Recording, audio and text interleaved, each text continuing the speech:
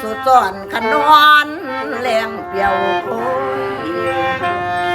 จังมาย้ำคำคอยบ่มีคู่ไปนอนนำเป็นจังได้นอทำขันดังกัน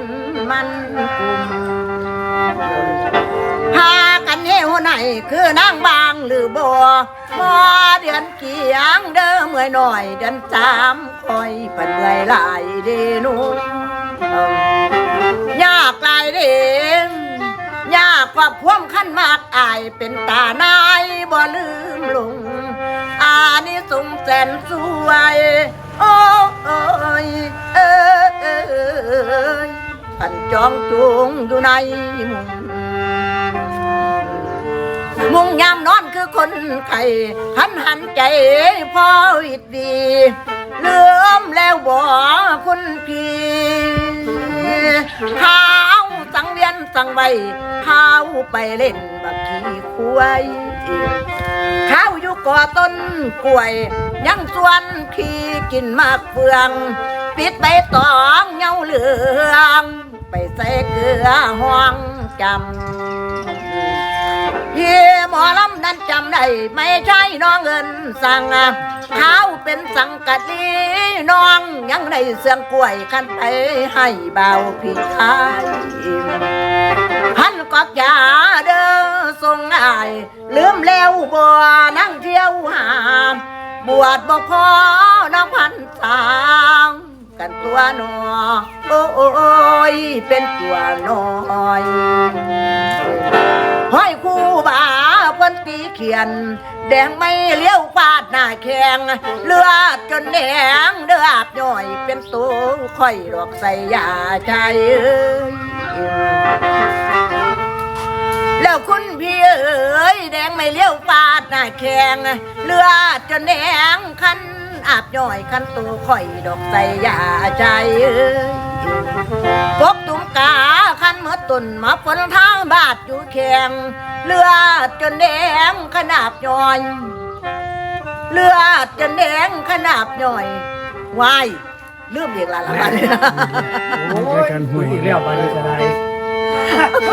ของกินว่ากินมันเดาของเก่าว่าได้เรามันก็ลืมตัวแล้วกกตุ้มกากำหัวตุนขันฝนเท้าบาดอยู่แข็งเมื่อได้อยากเข้าแรงเพียกยังคันบอกน้องว่าแกตายรัดกันใจปลาดูปั้นที่นั่งปิ่งท่าเกลือเหลืองไว้หอยลอยใส่คู่หาบน้ำกัน3 ครั้งคุณตัวปลาชายเพียกาสาเด้อกับพงไล่ได้เอินซื้อได้แต่ตินแต่มือได้แต่บังคันโบกมือกันแขนกุนดุงขึ้นมานาฬิกาก็เสียซ้ำเป็นทองคำก็เสียอีกเก็บปานใดนางบ่ทิมกันคอยได้แต่สิเอาเดนูลักไว้เขาปีไก่นั่นขัน3,000น้องเสียซอยเงินละลำมาแต่ละร้อยกับแพงไม่ถ้าใส่มือติดตะล่างอยู่ครึ่งมือใจสิขาดคอสตางนั่งปักกันขันหางเสียงขันว่าโตขันเดือพองอบรมนายหัวหน้าสถานีเพิ่นปลดปล่อยหักกันมาแต่น้อยสั่งลืมได้ขนาดเด้เก็บปานใดก็แม่นเจ้านางท่าเอาอยู่ดำนำไปน้ำกำรถพี่ความไปตายข้างอยู่ครึ่งดงชาย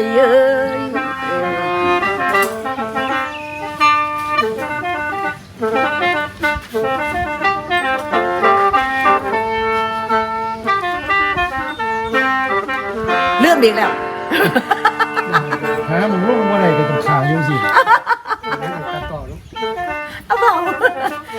จนกว่าเราจะขึ้นได้จนกว่าเราเสียหามึงลุ่มเลยแกมึงเดินต่อไอ้น้ำกำเลิดมีความแต่ตายข้างอยู่ครึ่งดงไต่เล็กเมื่อไรเลยไต่เล็กตัดไต่เล็กพอจบหามึงลุ่มใช่ไหมไก่สีน้ำเปล่า สิลงอะไรกันลงกันดิ บ่ได้มันต้องมันมีหลายอีกเยอะเปล่า สิยืด แต่ทางอยู่ทางดวงเดโนคือมาพอเลยบัด ปอกกระจบเอาห้องนี้ละคือไม่ไปทองกัน ตอนนี้ ลงให้ข่อยเนี่ยแค่นลงบ่ได้คือกันฮะลงหน่อยๆนั่นน่ะอวยเด้อ อวย อวย เอาเว้ย ว่าไงครับ แล้วสั่งมาส่วนหลายเด้เฮือนหลังสีเซงก็บ่ซื้อหญ้าใส่ลำยามได้นางฝากแบ่งคันแพงไว้ถ้าแต่งผัวเด้น้องสาธุเด้อหาขัวตัวให้อยู่จนโซพร้อมหอมปานป่าเด้อแก่หน้า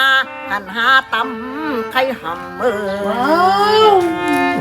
บ่เคยเห็นสั่งเป็นพ่อชายสอพ่อปากปลาแดกจะแตกเงินให้ทุกแล้วขันไหลทิมสัมมาใจ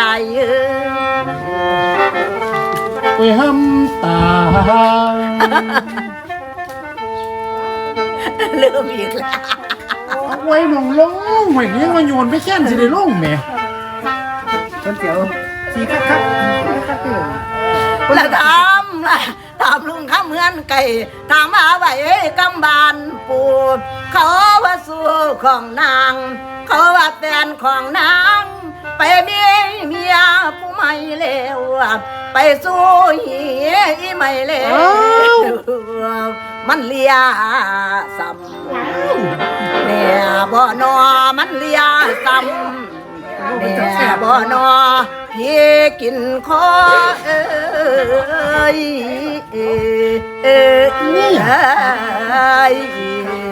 ละนา